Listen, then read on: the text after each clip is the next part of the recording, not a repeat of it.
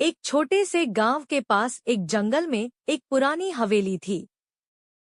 हवेली की एक अजीब और डरावनी कहानी थी जो हर किसी के मुंह पर बस गई थी। लोगों का कहना था कि हवेली में रहने वाली एक चुड़ैल है जिसका नाम रजनी था। वह अपनी खूबसूरती के बावजूद डरावनी थी। उसकी आंखें चमकती और उसकी हंसी से बड़ी चीज कुछ भी नहीं थी।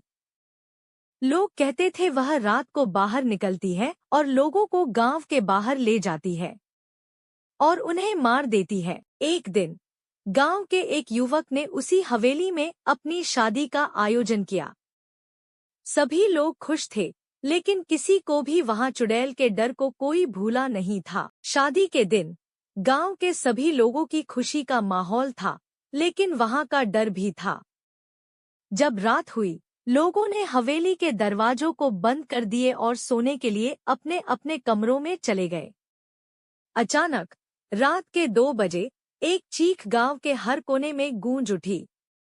लोग डरकर उठ गए और उन्हें लगा कि चुड़ैल आ गई है। युवक और युवती अपने कमरे में डरकर बैठ गए। तभी वे दरवाजे की ओर देखने लगे और उन्हें दिखाई दिया कि दरवाजे के पास एक महिला खड़ी है। वह खड़ी महिला चुड़ैल रजनी थी। रजनी ने अपने अंधकारी आंखों से उन्हें देखा और बोली, मुझे तुम्हारी शादी में बुलाया नहीं गया था। युवक और युवती हैरान थे और डरे हुए भी थे। उन्हें लगा कि उनकी सारी खुशियां चुड़ैल ने छीन ली है। तभी रजनी ने उनसे कहा, मुझे भी तुम्हारी शादी में खुशी है और अब मैं भी शादी करूंगी क्योंकि मैंने पहले कभी शादी नहीं की। अगर तुमने मुझसे शादी नहीं की तो मैं हवेली में रूखे हुए सारे लोगों को मार दूंगी। युवक ने अपनी डरी हुई आवाज में कहा, लेकिन तुम एक चुड़ैल हो और मैं एक इंसान हूँ, तो मैं तुमसे कैसे शादी कर सकता हूँ।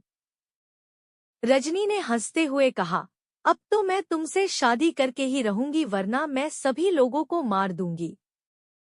तभी युवक कमरे से बाहर निकल कर आ जाता है और बाहर पंडित जी को सारी बात बताता है। युवक पंडित जी से कहता है कि अब आप ही इसका कोई इलाज बताइए।